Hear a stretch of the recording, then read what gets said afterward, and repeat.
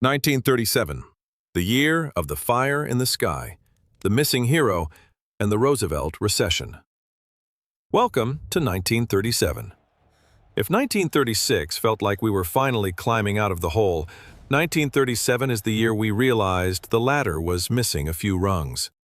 This is the year we watched a silver giant turn into a fireball on live radio. The year we lost our favorite pilot to the vast silence of the Pacific. And the year the New Deal faced a midlife crisis that threatened to undo everything we'd built. Stick around, because 1937 is the year the 1930s stopped being a struggle for recovery and started being a test of pure, unadulterated endurance. The year began with a historic first that felt like a technicality, but changed the rhythm of American power forever. On January 20th, 1933, Franklin D. Roosevelt was inaugurated for his second term. Thanks to the 20th Amendment, which we saw proposed back in 1932, the lame duck period was finally cut short. 1937 was the year the president started work in the dead of winter instead of the warmth of March, proving that in a crisis, every day counts, even if the weather in D.C. didn't want to cooperate. But FDR's second term didn't start with a celebration. It started with a declaration of war against the Supreme Court.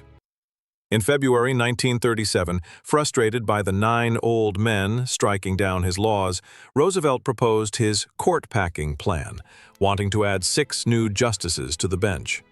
1937 was the year the president tried to rewrite the rules of the game, sparking a constitutional firestorm that made even his biggest supporters nervous and proving that even a landslide victory didn't give you the right to mess with the balance of power.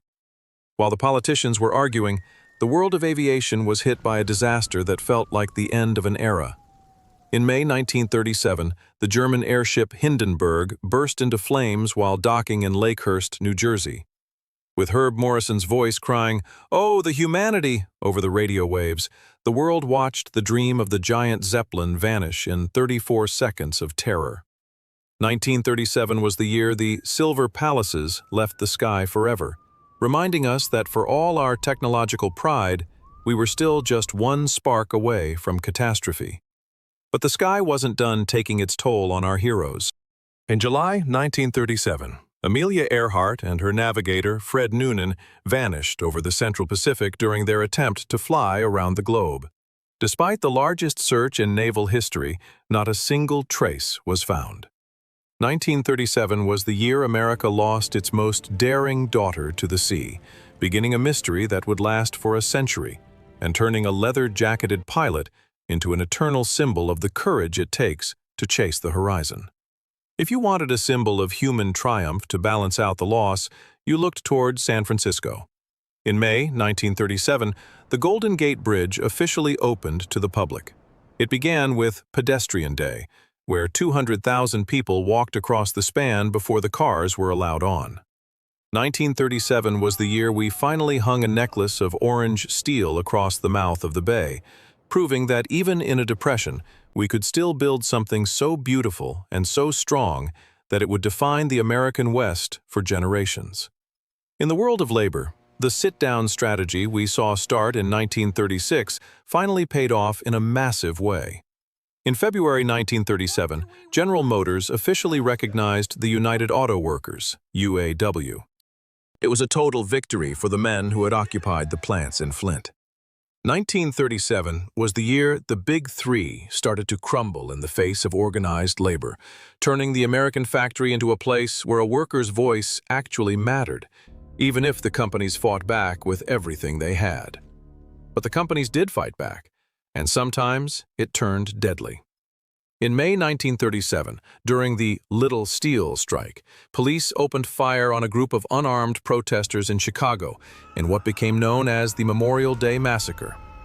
10 people were killed, and dozens were wounded. 1937 was the year we were reminded that the struggle for a fair wage was still a blood sport. A grim reality that shadowed the labor victories of the spring and proved that the peace of the New Deal was still very fragile. As if the violence on the streets wasn't enough, the economy decided to take another nosedive. This was the year of the Roosevelt Recession. Fearing inflation, the government cut spending and raised interest rates, causing the markets to crash and unemployment to spike again. 1937 was the year we realized that the recovery was a house of cards, a terrifying moment of "here we go again" that forced the president to admit that a third of the nation was still ill-housed, ill-clad, and ill-nourished. In the world of law, the government decided to take a hard line against a certain green menace.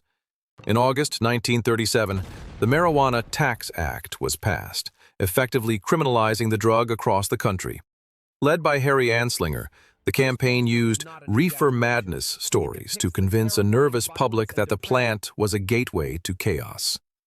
1937 was the year the war on drugs got its first set of teeth, beginning a century-long legal battle that would change the American justice system forever. Finally, as the year drew to a close, a different kind of magic was brewing in a studio in Hollywood. In December 1937, Walt Disney premiered Snow White and the Seven Dwarfs.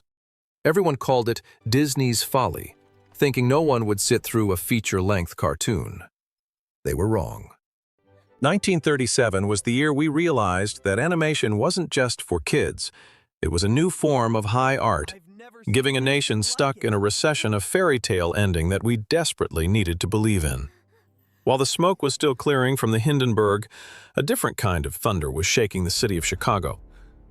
In June 1937, a young man from Detroit named Joe Louis knocked out James J. Braddock to become the heavyweight champion of the world. Known as the Brown Bomber, Louis was more than just a boxer. He was a symbol of black excellence in a country that still denied him a seat at the front of the bus. 1937 was the year the heavyweight crown returned to an African American for the first time in 20 years, proving that the American dream could still be won with a pair of gloves and a devastating right hook. But if you wanted to fight your battles in a world of wizards and dragons instead of a boxing ring, 1937 gave you the ultimate escape. In September, a British professor named J.R.R. Tolkien published a little book called The Hobbit. It was an instant hit, introducing us to Bilbo Baggins and a ring of power that would eventually change the face of literature forever.